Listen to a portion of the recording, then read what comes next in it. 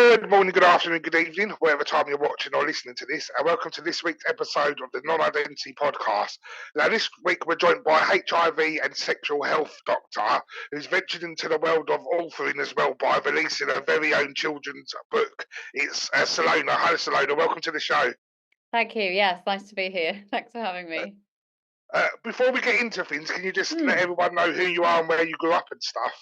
Yeah, so my name is Saloni. I'm from the UK and I grew up in Chester. And I've travelled a lot with work and find myself back in Chester, which is somewhere I never thought I'd be, funnily enough.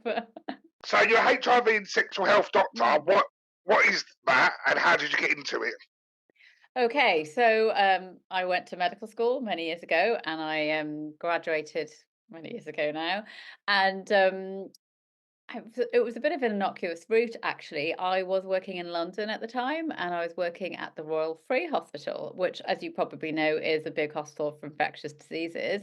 So it has the Ebola unit, and it also is a big HIV ID unit. So I was on part of a junior doctor rotation. One job was renal, and one job was infectious diseases, and I ended up working, doing some HIV whilst I was doing that. Obviously, probably like a lot of us, my perception of HIV was from those terrible adverts in the 90s, the tombstones, that were such fear inducing.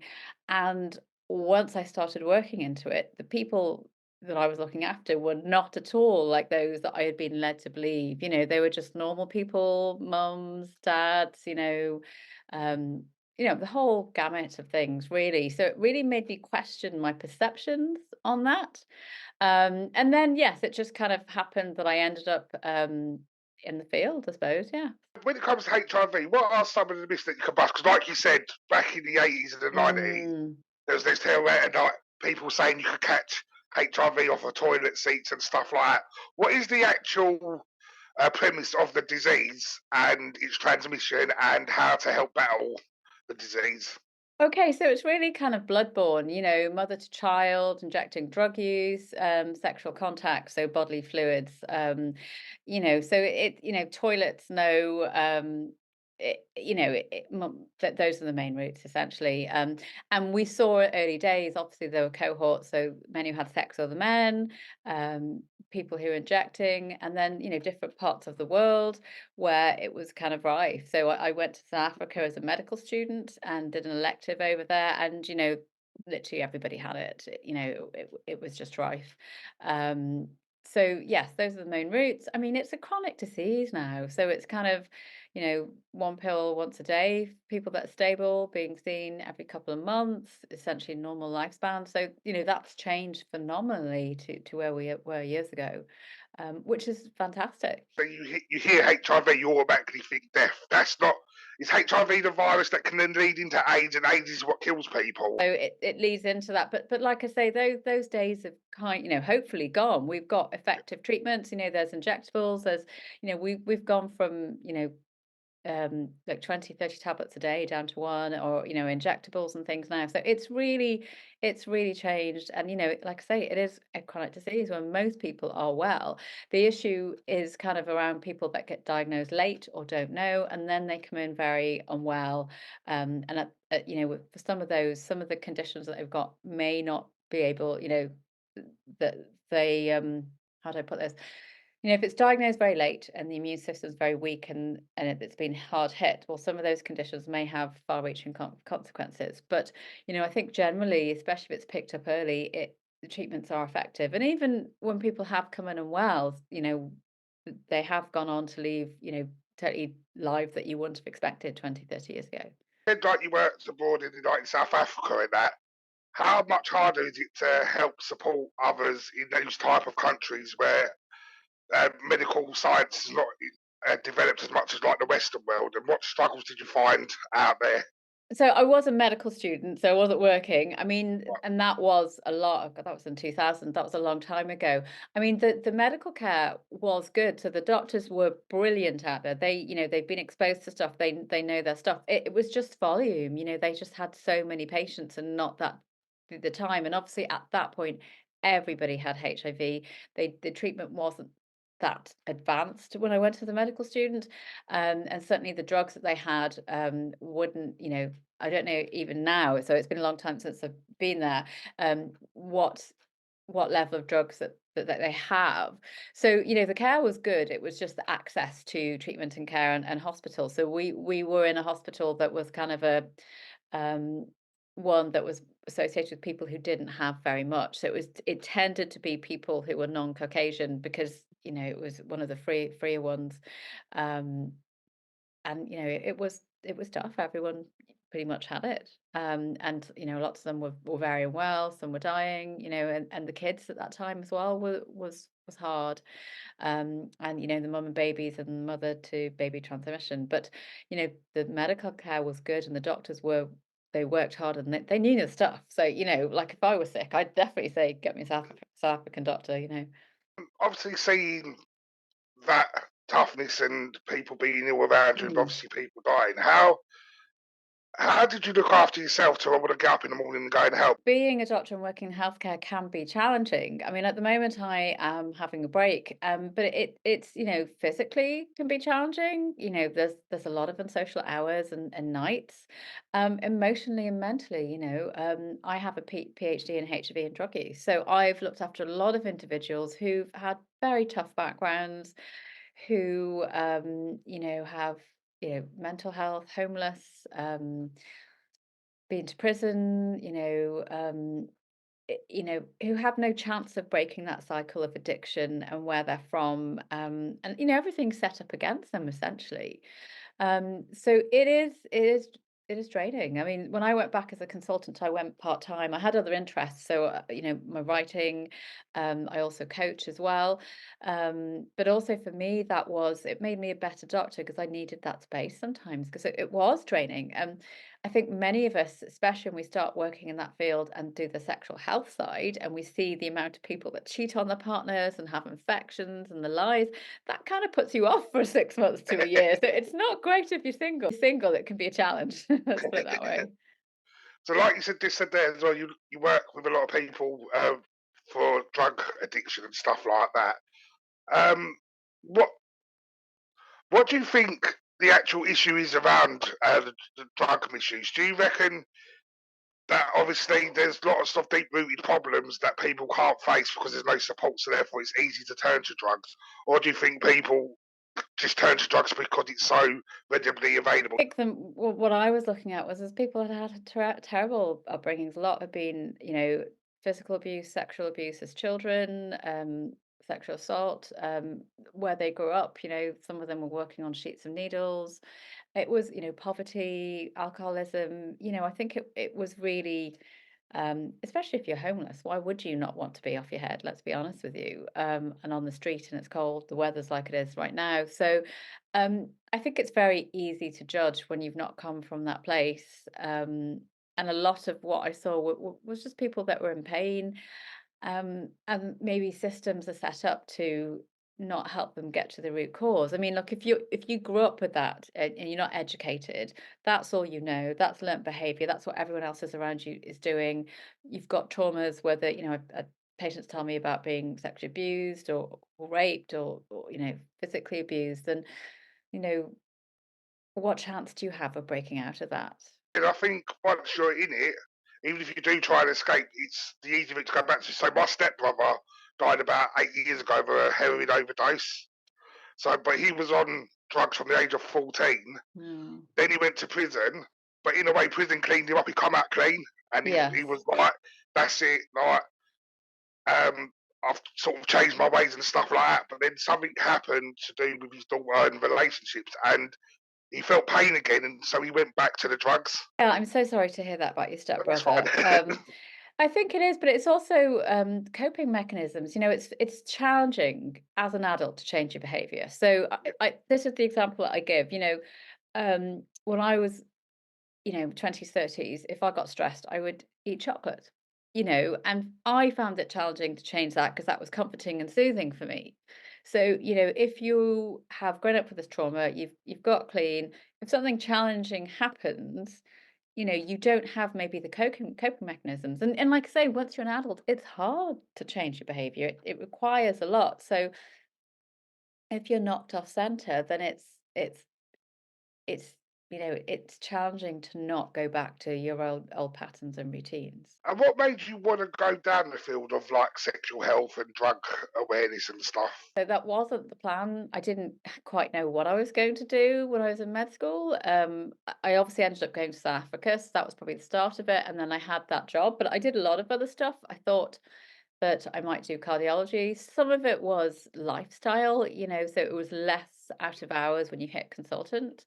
Um, and some of it is just kind of what you fall into and enjoy at the time. So I did enjoy looking after, I like people. It's nice to talk to people. I met people from all over, and it, had some fun, funny stories. I've literally heard it all.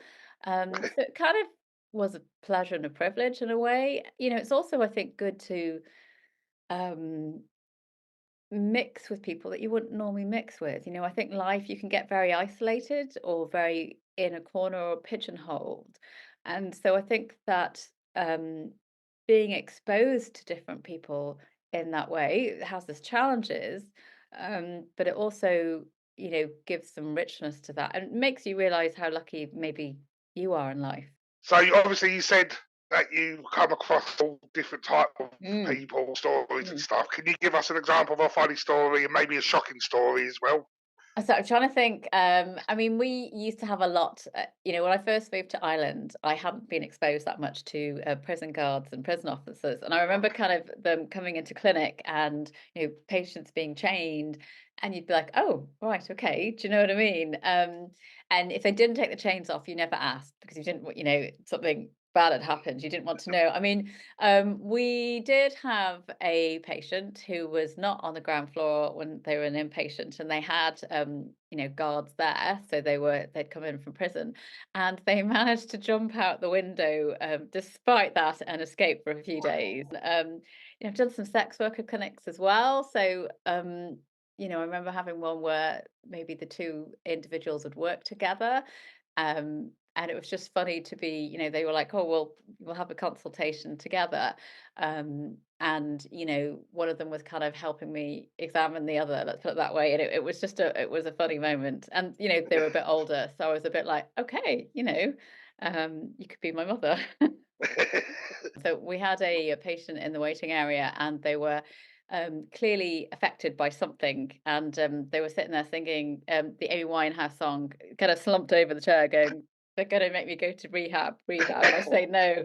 That was quite a funny moment. Also said you do coaching. Yeah, no, it's kind of Yeah. spiritual life coaching. So I've always had an interest in the alternative, like meditation, yoga, and certainly with patients that often came in with chronic pelvic pain, I'd often send them to go and do that because part of it is relaxation. And I trained kind of I do tapping coaching. Well, I used to. It's morphed a bit. So I've always had kind of a big intuitive part.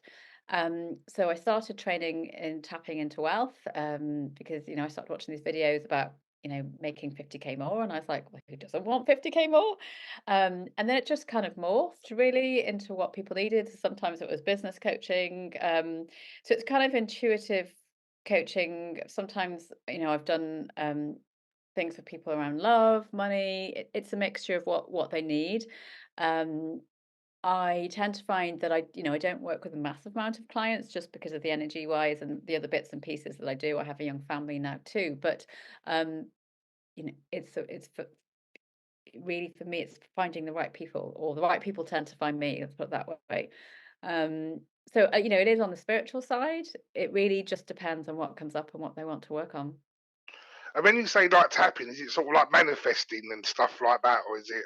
It's a bit of law of attraction. So tapping is called emotional freedom technique, and it's actually it uses a meridian point. So the beauty of tapping, I talk about a lot, is it's free. And so it's, if you can Google, there's loads of videos on YouTube. I think I've got some on my TikTok where it's just tapping along, and it's a Oh, okay. clearing, releasing tool. So you say words and statements, and you tap, and then you take a deep breath. So it works a bit like acupuncture, acupressure on the meridian acupressure points. It can be quite good for fight or flight. Obviously, that means that our brain plays a lot of part into what we do. What have you noticed with like your coaching and sort of training and stuff like that? How important the brain is with being in sync with the body? Oh, absolutely. So, there was a lot of mind body connection. I mean, I saw that every day in medicine, how thoughts led to things, the sexual health. There would be a lot of um, individuals who came in who maybe hadn't been faithful, who were convinced they'd got something, and, they often hadn't, but it was just manifesting in that way, or relationship disharmony that often manifested in maybe sexual dysfunction or erectile dysfunction. Would that Um, be sort of more because they felt guilty that they cheated on their yeah, partners? So yeah. to get over that guilt, it was like, well, I must have something wrong with me. But that's how things manifest. So you could, you could really see, so sometimes I remember an individual came in and they're complaining a lot of pain and this, that, and the other, and they'd seen another clinician the week before or a month before, and they'd had a load of tests all clear. So I remember just sitting down going, what's really going on? And it all came out this really unpleasant home story that was, bordering on abusive. Do you know what I mean? So often often there's more to it, and things can manifest, emotionally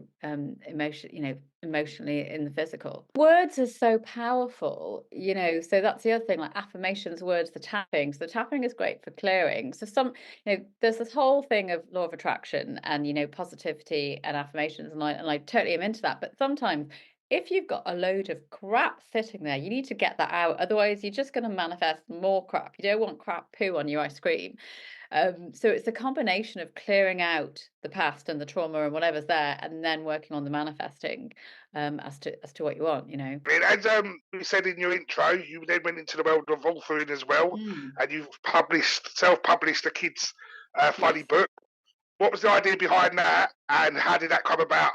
Okay, so I've actually been writing for 13 years. So I started to write fiction when I was doing my PhD 13 years ago. And I paid for the conferences, I did a lot of courses, paid for a lot of feedback, had the one-to-ones with the agents. So this was my fourth book. I've got quite a few that I was also part-time. So I was trying to, get on with these. Because of my kind of home work situation, it just felt that it was time for me to move on. And, I'd had a couple of good feedback sessions from agents, but I just wanted to move on. So, if you get an agent tomorrow and a book deal the day after, it's 2 years before your book comes out. So I have a young family. Like I say, I'd had a few issues. I'd had some bullying and ended up with PTSD, which have had treated, and had a young family. And for me, it was about moving on. So I just thought, you know what, I'm going to show you my book. This is it, Flora Investigates. I'm going to self-publish. I'd kind of put it out to the universe. So I'd had a great one-to-one with an agent the year before, but she was working for a publishing house, so she wasn't taking on.